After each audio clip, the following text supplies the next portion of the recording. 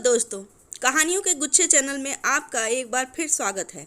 मैं लेकर आई हूँ आपके लिए एक नई और मनोरंजक कहानी शुरू करने से पहले हमारे चैनल को लाइक और सब्सक्राइब जरूर करिएगा। तो चलिए शुरू करते हैं। संजीवक एवं पिंगलक की कथा। प्राचीन काल के किसी नगर में वर्धमान नाम का एक व्यापारी रहता था।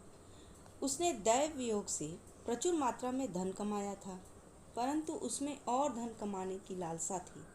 उसने विचार किया कि वह व्यापार करने मथुरा जाएगा। उसकी पत्नी ने यह सुना तो बोली, इतना धन रहते हुए धन के लिए परदेश के असहनीय कष्टों को भोगना कौन सी बुद्धिमानी है। वर्धमान उसकी बात सुनकर मुस्कुराया। उसने कहा, आय न हो तो बड़े से बड़ा भंडार भी खाली हो जाता है। चंद्रमा भी संग्रह छोड़ दे तो घटते घटते समाप्त हो जाता है।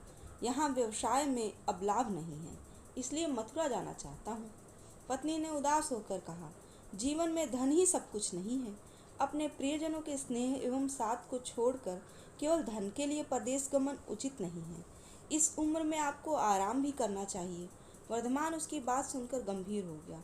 उसने कहा, मैं तुम्हें दुखी नहीं करना चाहता, परंतु यह एक कटु सत्य है कि धन के बिना प्रियजनों का स्नेह भी नहीं मिलता। निर्धन पुत्र को माता पिता भी अपमानित करते हैं। समाज में कोई उसका सम्मान नहीं करता। प्रत्येक प्रकार का गुण होते हुए भी पत्नी तक उसे त्याग देती है। इसके विपरीत धन हो तो निकृष्ट आचरण का व्यक्ति भी पूजा जाता है। विद्वान, कलाकार, भाट और चारण भी उसमें ऐसे गुण देखने लगते हैं जो नारायण में भी नहीं है। धनवान के लिए कोई वस्तु दुर्लभ नहीं होती। उसके लिए अगम्य भी गम्य और असंभव भी संभव हो जाता है। अतः समाज में सम्मानित जीवन जीना चाहती हो तो मुझे रोको मत। अपनी पत्नी को समझा बुझाकर वर्धमान ने गाड़ियों पर व्यवसाय की वस्तुएं लदवाईं और मथुरा के लिए चल पड़ा। एक बैलगाड़ी में 2 बैल जुते हुए थे, जिनके नाम संजीवक एवं नंदक थे। उन दोनों बैलों ने वर्धमान के ही घर में जन्म लिया था और वर्धमान उनसे खेलता था, इसलिए वह उन दोनों से बहुत स्नेह करता था। वर्धमान के साथ अनेक गाड़ियां थीं, परंतु वह स्वयं संजीवक एवं नंदक वाली गाड़ी पर ही बैठा हुआ था। दुर्भाग्यवश यमुना के कछार पर पहुंचकर वर्धमान की गाड़ी दलदल में फंस गई।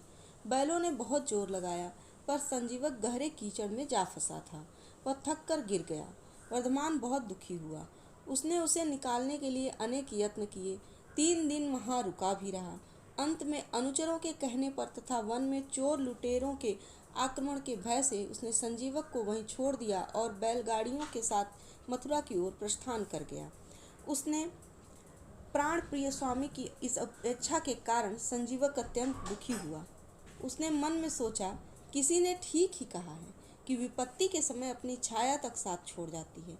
जो स्वामी मुझे भोजन कराए बिना अन्न तक ग्रहण नहीं करता था, वह भी मुझे विपत्ति में देखकर मुंह फेर गया। इस संसार में उपयोगी वस्तु ही सबसे प्रिय होती है। यही गति प्राणियों की भी है। उपयोग न रहने पर प्रिय से प्रिय भी त्याज्य हो जाता है। कुछ देर तक वह यूं ही विलाप करता रहा। फिर यह सोचकर कि पुरुषार्थ ही विपत्ति से लड़ने का एकमात्र रास्ता है, दलदल से निकलने का प्रयत्न करने लगा। प्रारंभ में सफलता नहीं मिली, परंतु उसने प्रयत्न न छोड़ा। अंततः उसे सफलता मिल गई। वह उस दलदल में से निकल गया। यमुना के किनारे अत्यंत कोमल हरी घास थी।